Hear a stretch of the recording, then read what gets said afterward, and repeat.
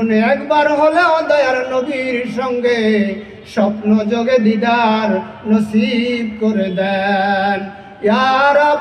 करम तू अगर करे वो बातें ज़ुबां को जू दिल पर असर करे। रब्बना तकब्बल मिन्ना इन्नका अंतस समीउल अलीम व तुब अलैना इन्नका अंतत तव्वाबुर रहीम। सुब्हान रब्बिका रब्बिल इज्जति अम्मा यसिफून व सलामुन अलल मुरसलीन वल्हम्दुलिल्लाहि रब्बिल आलमीन।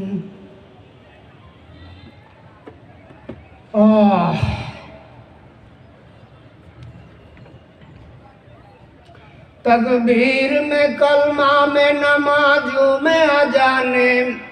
तकबीर में कलमा में नमाजों में अजाने, है नाम इलाही से मिला नाम मोहम्मद, है नाम इलाही से मिला नाम मोहम्मद। फरमाते हैं आदम के मुझे खुद दरी में लिखा हुआ तू बाबे मिला नाम मोहम्मद, लिखा हुआ तू बाबे मिला नाम मोहम्मद। भरमार अमर नबीर नाम আরশে আজিমে আল্লাহ তাআলা লিপিবদ্ধ করে রেখেছেন। আমার নবীর নাম আসমানে আছে, আমার নবীর নাম লৌহে মাহফুজে আছে, আমার নবীর নাম আরশে আজিমের সুকুনের সঙ্গে আছে, আমার নবীর নাম মক্কায় আছে, আমার নবীর নাম মদিনায় আছে, আমার নবীর নাম মসজিদে আছে, আমার নবীর নাম মসজিদের মেহরাবে আছে, আমার নবীর নাম মুফতির মধ্যে আছে, আমার নবীর নাম মাওলানার মধ্যে আছে, আমার নবীর নাম মুহাদ্দিসের মধ্যে আছে, আমার নবীর নাম মুফতির মধ্যে আছে। আমার নবীর নাম কোথায় নাই একটু বলেন, আমি আপনাদেরকে একটু ইশারা দিয়ে যাব। আমার নবীর নাম লিখতে মিম শব্দ লাগে, মিম হা মিম মিম দাল মুহাম্মদ, মুহাম্মদ লিখতে 3টি মিম লাগে, আল্লাহ লিখতে 3টা লাম লাগে। আল্লাহ বলেন হাবিব আমার জাতি নাম আল্লাহ, লিখতে কোনো নক্তা নাই, হরফ হলো 5টি। আপনার নাম মুহাম্মদ, হরফ হলো 5টি, কোনো নক্তা নাই।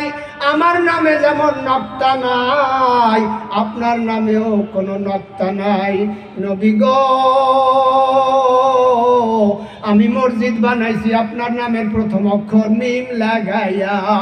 আমি আপনার নামের প্রথম অক্ষর মেহরাবে লাগাইয়া,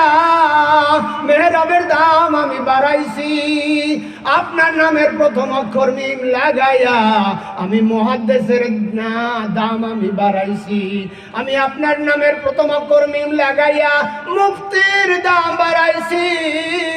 আমি আপনার নামের প্রথম অক্ষর মিম লাগাইয়া আমি মাদ্রাসার ঐতিহ্য বাড়াইছি। আমি আপনার নামের প্রথম অক্ষর মিম লাগাইয়া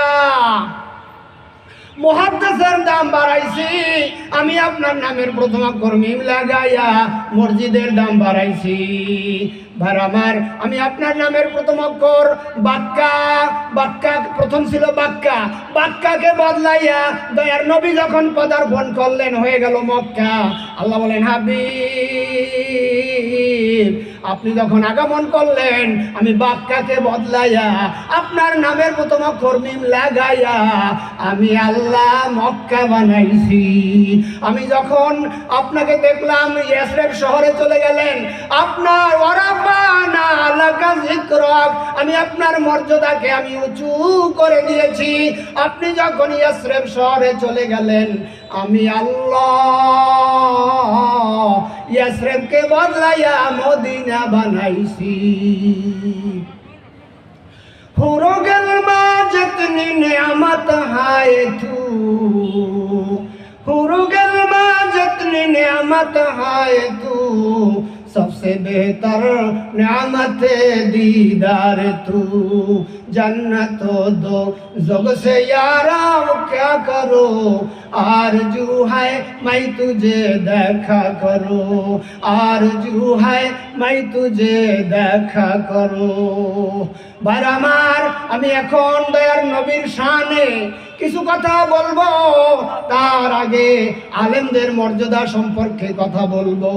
যদি আল্লাহ আমাকে বলার তৌফিক দান করেন সুবহানাকা লা ইলমা লানা ইল্লা মা আল্লামতানা অতটুকুই বলতে পারবো যতটুকু আমার আল্লাহ তার গোলামের জবান থেকে বের করাবেন ভাই আমার আল্লাহ রাব্বুল আলামিন তার হাবিবকে तमाम জগতের জন্য করুণার মুক্ত প্রতীক হিসেবে বানাইলেন আল্লাহ বলেন কুল ইয়া আইয়ুহান নাস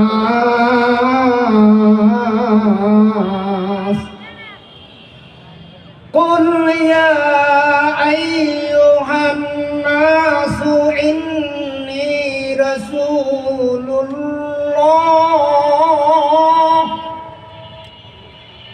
إني رسول الله إليكم جميعا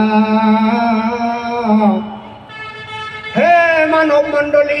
আল্লাহ রাব্বুল আলামিন বলেন হে নবী আপনি বলে দিন হে মানব মণ্ডলী আমি তোমাদের নিকটে আল্লাহর পক্ষ থেকে রাসূল হয়ে এসেছি আমার নবী শুধু মুসলমানদের নবী না আমার নবী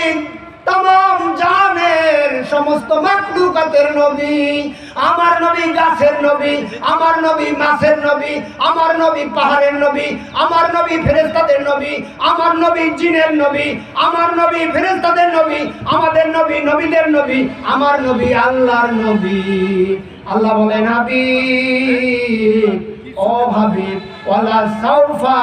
ইউতিকা রাব্বুকা ফাতারদা নবী গো আপনাকে আমি এমন জিনিস দিব যে জিনিস পাই আপনি খুশি হয়ে যাবেন আল্লাহ রাব্বুল আলামিন বলেন হাবিব আপনি আপনার উম্মতদেরকে বলে দেন আপনার শান আপনার মর্যাদা আপনার বুজুর্গি আপনার শোহরত আমি আল্লাহ উঁচু করে দিয়েছি একদিন সাহাবায়ে کرام রাসূল পাক সাল্লাল্লাহু আলাইহি সাল্লামের কাছে প্রশ্ন করলেন ইয়া রাসূলুল্লাহ ইয়া হাবিবাল্লাহ আপনি তো শেষ নবী আপনার পরে আর কোনো নবী আসবে না আপনার উম্মতের দায়িত্ব কার কাছে অর্পণ করবেন কার কাছে দিয়ে যাবেন দয়ার নবী ভাষণ দিচ্ছেন আমি আপনাদেরকে ভাষণ শোনাবো এরপরে আলেমদের মর্যাদা বলবো আনা খাতামুন নবিয়্যিন লা নবিয়্যা বাদি ওয়ালা উম্মাতা বাদা উম্মতি রহমতের নবী বলেন আমি শেষ নবী আমার পরে আর কোনো নবী আসবে না আমার উম্মতের পরে আর কোনো উম্মত আসবে না একজন সাহাবী বড় করজোর মিনতি করে বললেন ইয়া রাসূলুল্লাহ ইয়া হাবিবাল্লাহ আপনি শেষ নবী আপনার পরে আর কোনো নবী আসবে না আপনার উম্মতের দায়িত্ব আপনার ইন্তেকালের পরে কার কাছে দিয়ে যাবেন দয়ার নবী বলেন আল উলামা ওয়ারাসাতুল আমবিয়া ইলা ইয়াউমিল কিয়ামাহ কিয়ামত পর্যন্ত যত নায়েবে রাসূল আসবে হক্কানি আলেম আসবে তাদের কাঁধে আমি এই দায়িত্ব দিয়ে গেলাম একজন পয়গম্বর এমনি ভাবে ভাষণ দিচ্ছেন আর সাহাবীরা শুনতেছেন আর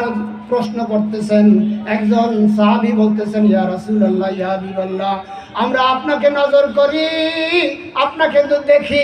এমন একটা জমানা আসবে যেই জমানায় আপনাকে আখিরি জমানার উম্মতেরা দেখতে পারবে না তাদের জন্য আপনি কি ব্যবস্থা রেখে গেলেন